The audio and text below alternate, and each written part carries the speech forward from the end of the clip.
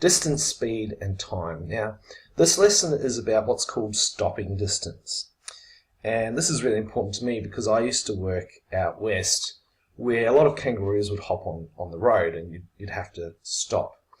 And there's lots of situations where you need to stop and you need to understand how far your car will travel before you can actually come to a stop. And sometimes this can be surprising. Anyway, when it comes to stopping, there are two things you need to worry about. And these two things are your reaction time and your braking distance.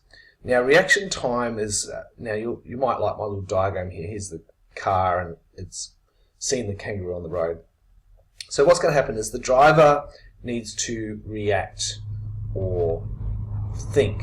He needs to recognize that there's a kangaroo, and not only does he need to think about it, he needs to push the brake pedal as well. So the reaction time is basically these two things: the time it takes to think and respond, and also to push the brake. And once the brake has been pushed, then comes our next part, which is called our braking distance, and that's basically saying how long it takes for your car to stop, and that comes down to how good your tyres are or the quality of the brake pads and things like that.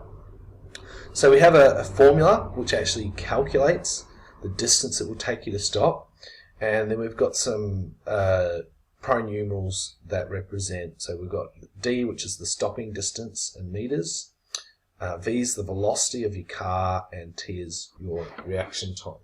So we're going to get into an example on the next video.